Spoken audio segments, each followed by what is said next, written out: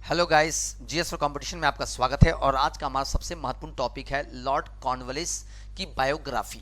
Lord Cornwallis की biography के बारे में हम लोग विस्तार से डिस्कस करने वाले हैं। गाइस याद रखना, अगर आप किसी भी एग्जाम की तैयारी कर रहे हैं, यानी UPSC, state public service commission या एसएससी, या कोई भी आप सिविल सर्विसेज की तैयारी कर रहे हैं, तो गाइस ये आपके लिए सबसे महत्वपूर्ण है। वीडियो को लास्ट तक जरूर देखिए।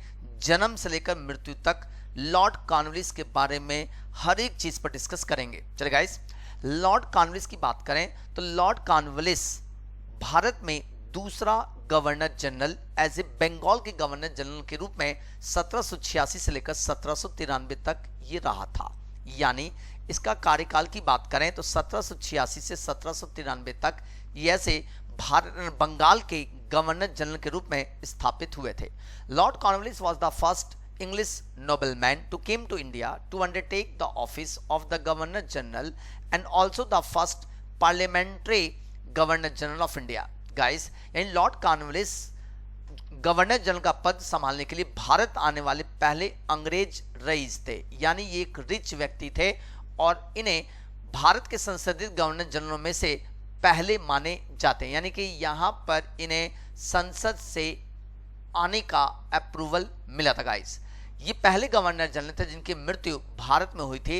1805 में गाजीपुर में इनकी मृत्यु हुई थी अपने सेकंड टाइम में। गाइस, यानी लॉर्ड कॉर्नवालिस का ये व्यक्तित्व बहुत ही महत्वपूर्ण है गाइस, कि यहाँ पर ये आने वाले पहले ऐसे गवर्नर जनरल थे जिनकी मृत्यु Ghazipur, then you can say that India में इनकी मृत्यु हुई थी।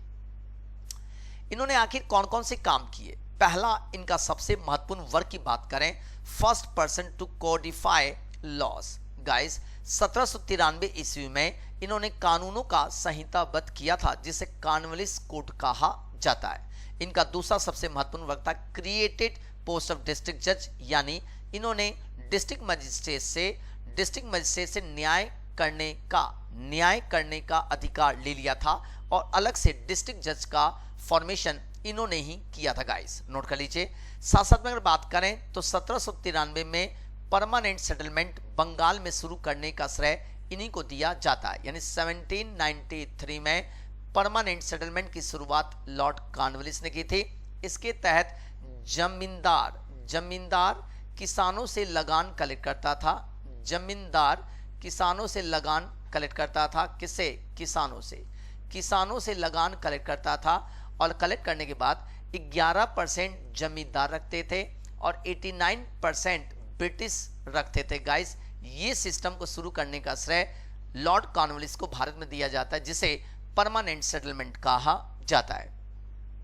लॉर्ड कॉर्नवालिस की और उपलब्धि की बात करें तो लॉर्ड कॉर्नवालिस को भारत में सिविल सेवा का पिता कहा जाता है, क्योंकि इसने ही पूरी तरह से यहाँ पर प्रशासनिक व्यवस्था को स्थापित करने में अपनी महत्वपूर्ण भूमिका निभाई थी। साथ साथ में अगर हम लॉर्ड कॉर्नवालिस की बात करें तो लॉर्ड कॉर्नवालिस के समय में थर्ड एंग्लो मैसूर वॉर हुआ था, जिसमें टीपू सुल्तान की हार हुई थी और इसमें 1793 में श्रीरंगपट्टनम की संधि हुई थी। जिसमें टीपू सुल्तान का आधा राज्य लॉर्ड कॉर्नवालिस लेने में सफल रहा था। गाइस, अगर यहाँ पे हम बात करें इसके पैदा होने से लेकर इसके हर एक डायमेंशन पे बात करें तो लॉर्ड कॉर्नवालिस का जन्म 31 दिसंबर 1738 को, गाइस 31 दिसंबर 1738 को ग्रोसवेनर स्क्वायर, लंदन, यूनाइटेड किंगडम में हुआ था। जबकि इसकी मृत्यु 5 अक्टूबर 1805 को गाजीपुर यानी इंडिया में इसकी मृत्यु हुई थी। इनकी मृत्यु तब हुई जब ये सेकेंड टाइम के लिए एज ए गवर्नर जनरल बनकर आए थे। यहाँ पर इन्होंने कुल सेवा जो दी थी टोटल अपने लाइफ में 1757 से 1805 तक इन्होंने ब्रिटिश ईस्ट इंडिया कंपनी के लिए अपनी सर्विस दिया था। अगर हम इनके अवार्ड्स की बात करें तो इन्हें अपने जीवन में 9th companion of most noble order of the great ये सम्मान दिया गया था। इनकी पत्नी का अगर नाम की बात करें, स्पाउस के नाम के, अगर इनकी पत्नी के नाम की बात करें तो जेमिमा तुलिकेंस इनकी पत्नी का नाम था।